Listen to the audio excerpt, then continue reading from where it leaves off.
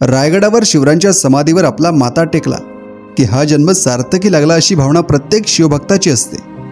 दरवर्षी लाखो शिवभक्त या पवित्र स्थानाचे दर्शन घेण्यासाठी रायगडावर येतात। 3 एप्रिल 1680 रोजी शिवरायांनी रायगडावर अखेरचा श्वास घेतला। शिवरायांच्या पार्थिव देहावर अंत्यसंस्कार राजाराम महाराजांनी केला।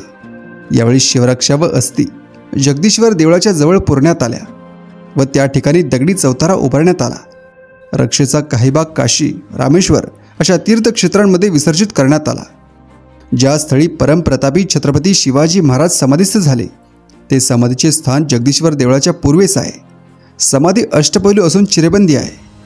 मुघल राजवट पेशवांच्या काळात दुर्लक्ष झाल्यामुळे बरेच वर्ष समाधी उद्ध्वस्त अवस्थेत होती।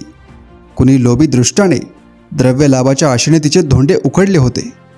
1818 सालानंतर ब्रिटिश काळात रायगडावर जाण्यास बंदी घालण्यात आली। गडावर जाणाऱ्या वाटा बंद करण्यात आल्या।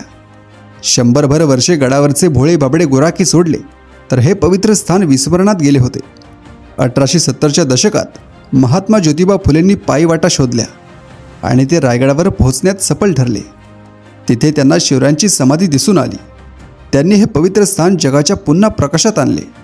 महात्मा फुलेंना ही समाधी सापडल्यावर रायगडावर अनेकांचा वावर सुरू झाला।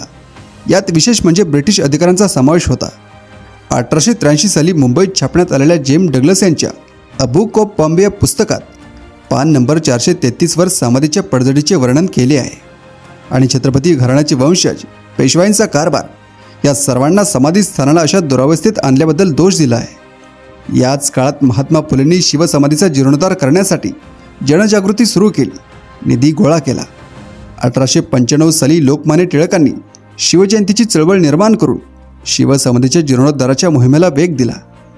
त्या काळात कोल्हापूर संस्थानाने जीर्णोद्धाराची जबाबदारी उचलली। त्यासाठी रायगडावर पाहणीसाठी इंजिनियर देखील पाठवला। मात्र लोकमान्य टिळकांनी आग्रह धरला की छत्रपती शिवराय हे फक्त आपल्या वारसांचे नसून त्यांच्यावर पूर्ण समाजाचा अधिकार आहे। यामुळे जीर्णोद्धार लोकवर्गणीतूनच केला जावा। तेव्हा कोल्हापूर संस्थानने माघार घेतली। लोकमान्य टिळकांनी स्थापन केलेल्या शिवाजी रायगड स्मारक समिती आणि ब्रिटिश सरकार यांच्या माध्यमातून जीर्णोद्धाराचे काम सुरू करण्यात आले। त्यावेळी रायगड हा कुलाबा जिल्ह्यामध्ये येत होता। या जिल्ह्याच्या चीफ इंजिनियरच्या देखरेखीखाली जीर्णोद्धाराचे काम बाळकृष्ण मोरेश्वर सुळे उर्फ तात्यासाहेब सुळे या कंत्राटदाराकडे देण्यात आले। नेमके काम सुरू झाले तोपर्यंत 1926 साल उजाडले होते। जीर्णोद्धारासाठी शिवरायांच्या समाधीच्या अष्टकोनी चौतऱ्याची खुदाई करण्यात आली। यावेळी तिथे काम करणाऱ्या गवंड्यांना 6 फूट खोल खोदल्यावर एका दगडी काचेच्या पेटीमध्ये श्री शिवरायांच्या अस्थी आणि रक्षा मिळून आल्या। तिथे हजर असणाऱ्या ब्रिटिश अधिकाऱ्याने कुलाब्याला आपल्या वरिष्ठांना ही बातमी सांगणारे पत्र पाठवले। पूर्ण महाराष्ट्राला हलवून सोडणारी ही घटना होती। याच वेळी या समाधीमध्ये एका प्राण्याची कवटी देखील सापडली।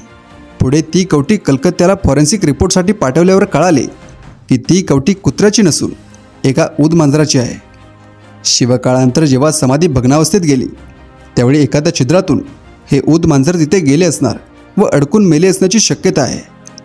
अखंड भारतवर्षाचे कल्याण करणाऱ्या शिवरायांच्या सापडलेल्या पवित्र अशा शिवरक्षा आपल्या घरी असाव्यात व आपल्या पुढील अनेक पिढ्यांचे कल्याण या रक्षेच्या कृपेने व्हावे ही अपेक्षा अनेकांची होती आणि ते साहजिकच होते।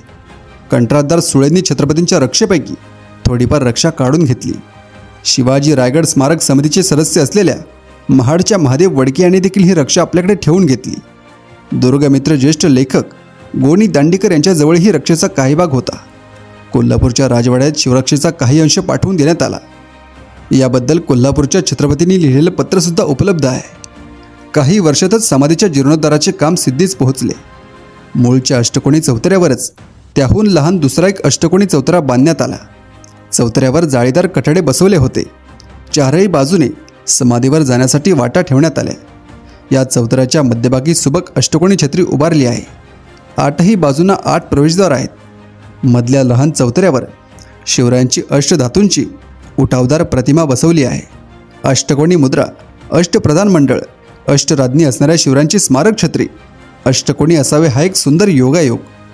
एका शिवाचे दुसऱ्या शिवासमोर असलेले हे एक स्मृती मंदिर। या स्मारकाबद्दल कोणास कोणतीही शंका नसावी।